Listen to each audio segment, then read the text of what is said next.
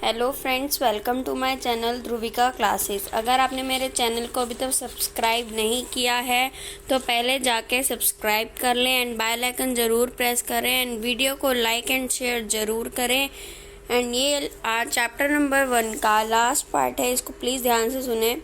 मैंने हर एक टॉपिक के हिसाब से आपको पूरा एक्सप्लेन करके बताया है। आप अब तक में जितने भी पेपर हुए हैं उन सबको देख लो। इन वीडियोस के बाहर से क्वेश्चंस नहीं आएंगे। And let's start this topic आज का, हड़प्पा शासक को लेके पुरातत्ववादियों में भेदभाव। तो अभी तो हमने अंदाज़ा लगाया था, आपने कल की वीडियो में देखा होगा। अगर अभी तक नहीं देखे तो प्लीज़ पहले जाके वीडियोस देखें। तो अंदाज़ा लगाया है कि जिसका भी शासन रहा होगा बहुत अच्छा रहा होगा, सोच समझ कर ही फैसला लिया होगा, तभी तो एक जगह एक रूपता पाई जा रही है। लेकिन आपको यहाँ तक नहीं समझना। इसके बाद इसकी कहानी वो शुरू है। जो इतिहासकार पुरातत्ववादियों का अध्ययन किया, वहीं की वस्तुओं का अध्ययन किया, निष्कर्ष निकला या इतिहासकारों ने इसको समझा, जो भी उसका निष्कर्ष निकला उसके आधार पर उन्होंने कहा कि अलग अलग विचारधारा सामने आई है। कुछ इतिहासकार बातों को मानते हैं और कुछ इतिहासकार दूसरी बातों को मानते हैं। तो मैं एग्जाम्पल के तौर पर बताती हूँ, पर पहले ये समझ लो फिर एग्जाम्पल बताती हूँ। देखिए, ये आपको मूर्ति दिख रही है साइड में, तो ये मूर्ति मिली है हड़प्पा से।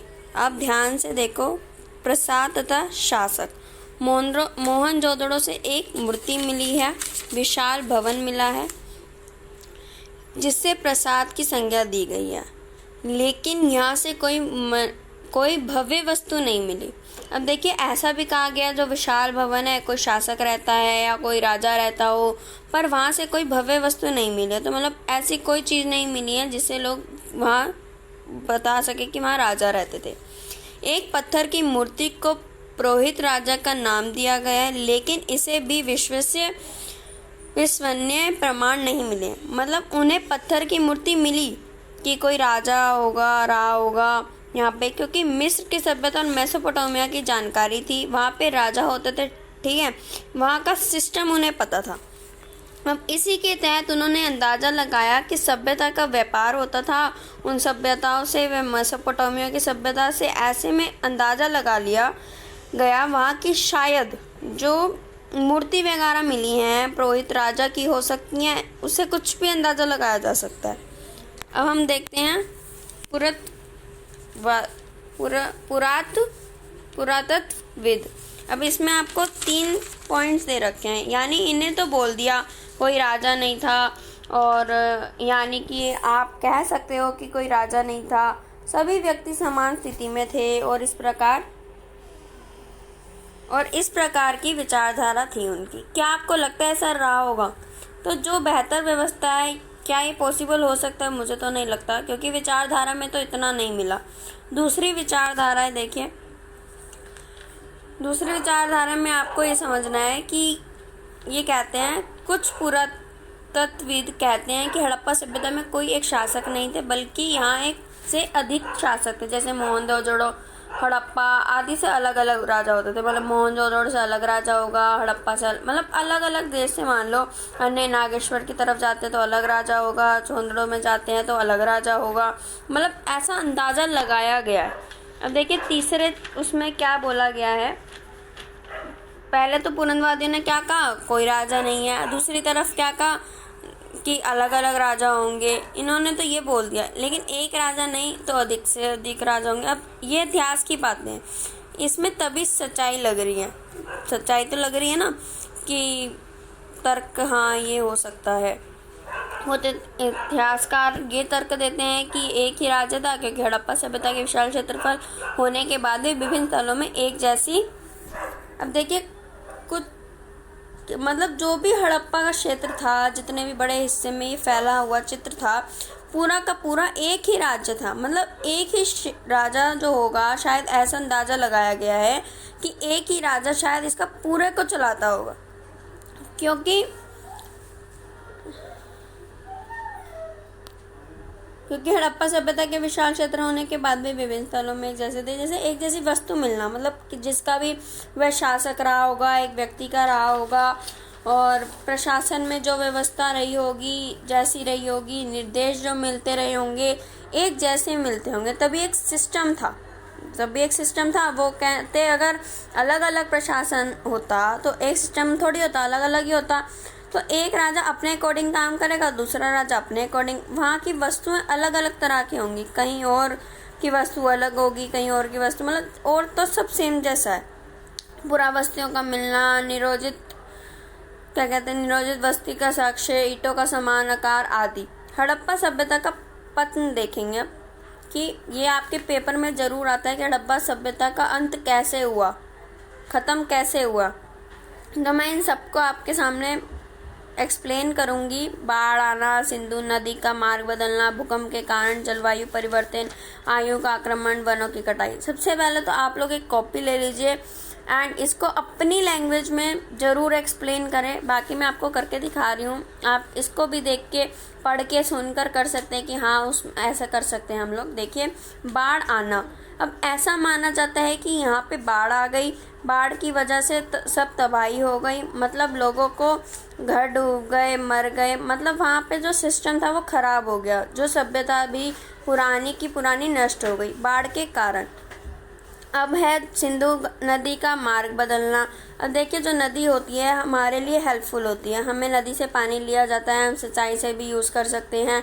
नदियों की एक तरह से हमारे लिए वरदान है, लेकिन जब ये नदियाँ अपना मार्ग बदल लेना तो हमारे लिए वरदान की जगह अभिशाप बन जाती है। मतलब जब तो अपना मार्ग बदल लेती है और वो कहीं और की तरफ मार्ग ले लेती है तो वहाँ जैसे बाढ़ आ जाती है या तबाही हो जाती है। तो अब है भूकंप के कारण।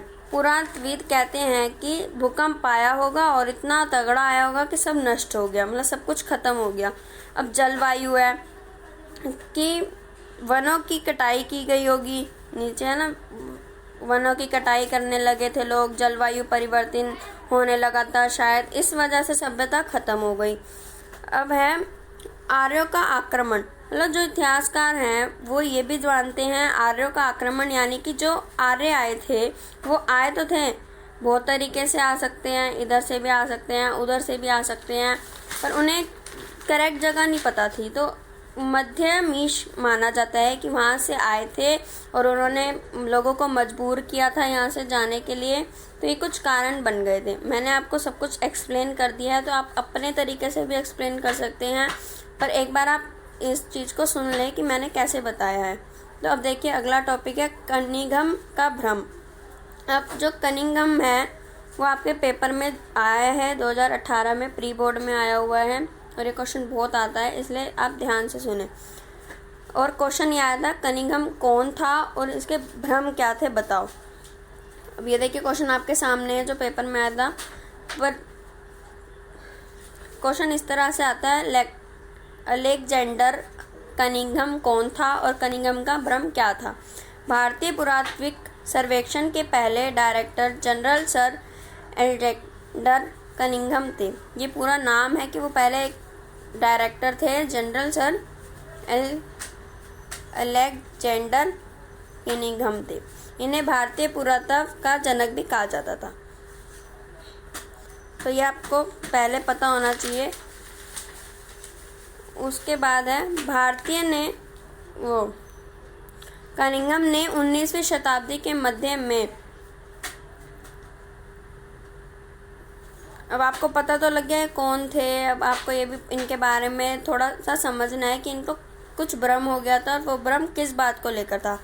कनिंघम ने 19वीं शताब्दी के मध्य में पुरातात्विक खनन आरंभ किया। ये लिखित स्तोत्रों का प्रयोग अधिक पसंद करते थे, मतलब यानी कि जो भी इन्हें लिखित में मिले, चाहे यात्री के द्वारा कोई लिखा हुआ हो, कुछ भी मिल गया हो, या फिर किसी से पुराने स्तोत्र। देखिए, ये कब की बात चल रही है, 1900 शताब्दी की, मतलब लगभग 1850 के बाद की है। 19वीं ये नहीं आप 1900 ले जाओ, 19वीं मतलब उससे थोड़ा पहले की। जो भी खुदाई का काम हो रहा था इनकी नज़रों में हो रहा था। ये राज्य सर किन चीज़ों को पसंद करते थे, ज़्यादातर उन चीज़ों को पसंद करते थे जो लिखित स्तोत्र में मिले। जो लिखित स्तोत्र में मिले, मान लो कोई चीनी यात्री कोई लिखित दे गया हो, मतलब लिखित से ज़्यादा भरोसा करते थे वो। इन्हें हड़प्पा सभ्यता की बिल्कुल नॉलेज नहीं थी, क्योंकि उस समय में हड़प्पा सभ्यता की खोज नहीं हुई थी। ये तो जानते ही नहीं थे इस बारे में कि आखिर इनको भ्रम क्या हो गया था। आपको भ्रम समझना है, ये भ्रम है। कनिंघम को जब एक हड़प्पाई मोहर दी गई तो वह नहीं समझ पाया कि मोहर कितनी प्राचीन है। मतलब कनिंघम की जो हड़प्पा मोहर को दी गई, भाई देखो, दिखाइए क्या चीज़ है ये मिली है, बताओ ज़रा कि क्या है ये। कनिंघम ने उसको बहुत ध्यान से देखा, समझा। देखने के बाद उसको क्या मतलब उसको समझ नहीं आया कि ये है क्या, कब की मोहर है, कितनी पुरानी मोहर है। उसने क्या किया, एक अंदाज़ा लगाया जो उसका समय बताया कि इतनी पुरानी है। उसने वो समय बता दिया जिसके बारे में वो जानता था, जिसकी उसकी जानकारी थी, उस समय की से जोड़ दिया। और जो उसने बताया था कि वे बहुत पुरानी है, तो ये वो समझ नहीं पाए, यही उसका भ्रम था। उसने उस मोहर को अलग कालखंड बताया। कनिंघम का मानना था कि भारतीय इतिहास का प्रारंभ गंगा घाटी के पनपे पहले शहरों के साथ ही हुआ था, जिस कारण वह हड़प्पा के महत्व को नहीं समझ पाया। अब आपको समझ में आ गया होगा कनिंघम कौन था, उसका भ्रम क्या था। तब एक और टॉपिक देख लिए, उत्खनन तकनीक। अब सामान्य तौर पर देखिए, जो ज़मीन है उसकी खुदाई की जाती है, मतलब ज़मीन से जो भी पुरातत्व मिलती है उसकी एक तकनीक होती है। सामान्य तौर पर सबसे नीचे के स्तर पर मिली वस्तुओं प्राचीनता मानी जाती है। सामान्य तौर पर ये समझ लीजिए कि ज़मीन की खुदाई की जा रही है। ज़मीन की खुदाई की जितना गहराई तक करेंगे उतना ही प्राचीन चीज़ें मानी जाएगी। अब जैसे ऊंची ऊंची मिल जाएंगी वो तो मतलब अभी की होंगी, और जो नीचे गहराई से मिलेंगी तो वो बहुत ही पुरानी मानी जाएंगी। अब देखिए, अब आपको ये समझना है कि अलग अलग जो अंग्रेज अधिकारी रहे हैं, जो भी पुरातत्वविद रहे हैं, जिन्होंने खुदाई कराई है, उन्होंने अपने अपने समय में उन चीज़ों की देखा है, अपने अपने अकॉर्डिंग बताया है। तो जैसे जॉन मार्शल थे, इन्होंने क्या किया इसके बारे में समझिए। जॉन मार्शल को भी कनिंघम की तरह आकर्षक खोज में दिलचस्पी थी। मतलब उन्हें बहुत इंटरेस्ट था कि मैं उसका मतलब खोज हुई है, कैसे हुई है, क्या हुआ है। मतलब ये भी नई नई चीज़ों को खोजने का काम करते थे, और यह रोज़मर्रा की ज़िंदगी के बारे में जानने में उत्सुक थे। मतलब ये जानना चाहते थे कि हड़प्पा की उस समय में जो लोग थे वो कैसे रहते थे, कैसी वस्तुएं इस्तेमाल करते थे, उनका क्या लाइफस्टाइल था, मतलब वगैरह वगैरह। अब जॉन मार्शल पुरास्थल के स्तर विन्यास को पूरी तरह अनदेखा करते थे। मतलब क्या मतलब है कि एक तरह से स्तर विन्यास मान लो, परत उसकी, मतलब कहीं खुदाई हुई है उसके नीचे परत आती रहेगी, फिर खुदाई हुई है परत हो जाएगी, फिर खुदाई हुई है परत। अब इनका मानना था यदि पूरे टीले में समान परिणाम मिलने वाली नियमित शिक्षित क्षैतिज इकाइयों के साथ उत्खनन किया गए। मतलब आपको ये लैंग्वेज समझ नहीं आएगी, मैं आपको एग्जांपल में समझाती हूँ। जॉन मार्शल जो थे कि कोई स्थान है, मतलब एक कमरा मान लो, तो उसके 4 कोने होते हैं, ए बी हो गया, ए से लेकर बी तक, इसे पूरे स्थान की खुदाई करो, पूरे ज़मीन तक, मतलब जो भी मिले उन चीज़ों को निकालते चलो, ठीक है, उसका उत्खनन करते चलो। अगला टॉपिक है आपका धार्मिक मान्यता। मतलब यानी कि जो हड़प्पा सभ्यता में इस समय के जो लोग थे, क्या किसी धर्म वगैरह को मानते थे या पूजा पाठ करते थे या नहीं करते थे। देखिए, एक मूर्ति दिख रही है आपको, गहनों वगैरह से लदी हुई, आभूषण से लदी हुई नारी की मूर्ति मिली है। नारी मतलब एक महिला की मूर्ति मिली है। इन्हें मातृ देवी की संज्ञा दी गई है। मतलब कई लोग उन्हें मातृ देवी के नाम से जानते थे कि मातृ देवी की पूजा करते हैं। कहा जाता था कि माता देवी की पूजा करते हैं हड़प्पा के लोग। और विशाल स्नानागार तथा कालीबंगन और लोथल से मिली वेदियों तथा संरचनाओं को अनुष्ठान महत्व दिया गया है। अनुष्ठानी मतलब होता पूजा पाठ होती थी, लेकिन अंदाजा लगाया है, कंफर्म नहीं है कि पूजा पाठ होती थी। कुछ मोहरों में अनुष्ठान के दृश्य बने हैं और कुछ मोहरों पर पेड़ पौधे की, मतलब वो लोग, उन्हें लगता था कि वो पेड़ पौधे प्रकृति की भी पूजा करते हैं और पेड़ पौधों की भी पूजा करती है ऐसा अंदाज़ा लगाया गया है। कुछ मोहरों में एक व्यक्ति योगी की मुद्रा में बैठा दिखाया गया है, कभी इन्हें जानवरों से घिरा दर्शाया गया है। संभवतः ये शिव अर्थात हिंदू धर्म के प्रमुख देवता रहे होंगे। मतलब अंदाज़ा लगाया गया है कि जो भगवान थे वो शिव जी थे और हिंदू धर्म के प्रमुख देवता रहे होंगे। और जो मैं आपको मोहर दिखा रही हूँ, ये देखिए, ये मोहर है, इसमें जानवर भी हैं, इधर जानवर है और बीच में एक तरह से उन्हें लग रहा है कि शिव जी बैठे हैं। तो ऐसा अंदाज़ा लगाया गया है कि शिव जी की पूजा करते थे, फूल पौधों की पूजा करते थे, पेड़ पौधों की करते थे, जानवरों की करते थे और शिव जी की करते थे और प्रकृति की पूजा करते थे। तो आज का जो चैप्टर है, आपका यहाँ पे चैप्टर ख़त्म होता है। जो भी पार्ट्स मैंने बनाए हैं, प्लीज़ सारे पार्ट्स को अगर आप ध्यान से सुनेंगे तो जो भी आपके चैप्टर के लॉन्ग क्वेश्चंस बन रहे हैं इन वीडियोस के बाहर से नहीं बन रहे। तो अगर आप ध्यान से सुनेंगे तो आप लॉन्ग क्वेश्चन भी आराम से कर सकते हैं। एंड 1 मार्क्स के क्वेश्चन भी बीच बीच में मैंने आपको बताए हैं। तो आज ये चैप्टर आपका फिनिश होता है। And thank you for watching for my video.